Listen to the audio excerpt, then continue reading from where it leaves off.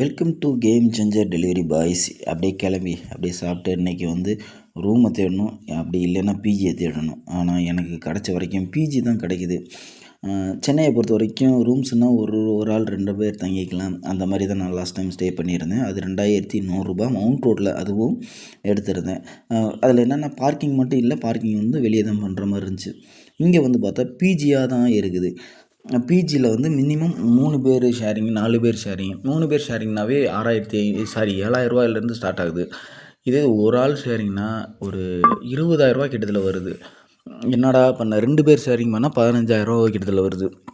எனக்கு தேவை சிங்கிள் ஒரே ஆள் இருக்கிற மாதிரி. எனக்கு மட்டும் ஒரு தனி ரூம் கேட்டால் கண்டிப்பாக இருக்காது. நான் நினச்சி வந்தது பொறுத்த வரைக்கும் சென்னையில் ஒரு 2,000 வந்திருக்கா. நீங்கள் வேணால் பெங்களூர் இன்னும் ஒரு 1,000 சேர்த்தா 3,000.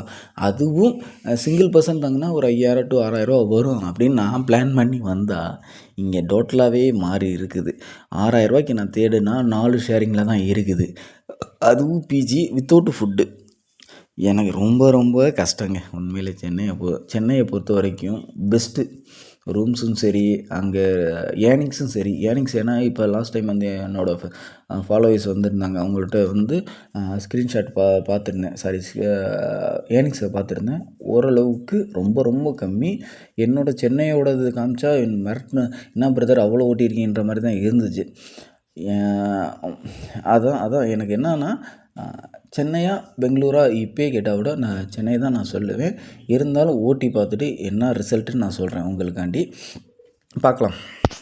இல்லை உங்களுக்கு கமெண்ட் பண்ணுங்கள். இல்லை பெங்களூர் நல்லா தான் இருக்கும், இல்லை பிரதர் சென்னை தான் பெஸ்ட்டு அப்படின்னு நீங்கள் கமெண்ட் பண்ணுங்கள். அதில் யார் சொல்கிறது கரெக்டாக இருக்குன்னு நம்மளும் மறுபடியும் பார்ப்போம். இல்லை அவங்க சொன்னது உண்மையாக பொய்யான்னு வீடியோவில் பார்த்து தெரிஞ்சுக்கிட்டோம். ஓகேங்களா? முடிஞ்ச வரைக்கும் பிஜியாக தான் தேடிக்கிட்டே இருந்தேன். ஏன்னா ரூம்ஸ் இல்லை. இந்த அட்டைப்பட்டி போட்டிருக்கல, இதுவே இதில் தங்குறதுக்கு 6,500 அட்டாச்சு பாத்ரூமும் 3 பேர் தங்குறதுக்கு வித் ஃபுட்டோடன்றாங்க. சரி ஓகே, இது ஓரளவுக்கு ஓகேன்ட்டு அப்புறமேலுக்கு ரூமுக்கு கிளம்பிட்டேன். சரி போய் இது ரூமில் ஸ்டே பண்ணுவோன்ட்டு. அப்புறம் ஈவினிங் மேலே வெளியே பார்த்தேன். அப்படியே கொஞ்சம் ஒரு ரைடு எடுக்கும்போது விஜய் மல்லையா அவரோட பில்டிங்கை பார்த்துட்டு, ஆனால் இப்போ விஜய் மல்லையா பில்டிங் இல்லை, இது வேலம் போயிடுச்சுன்னு தெரியும். இப்போ விஜய் மல்லையா இல்லை, ஆனால் இருந்தாலும் அது கிங்ஃபிஷர் டவர் அந்த பிராண்டு தான்.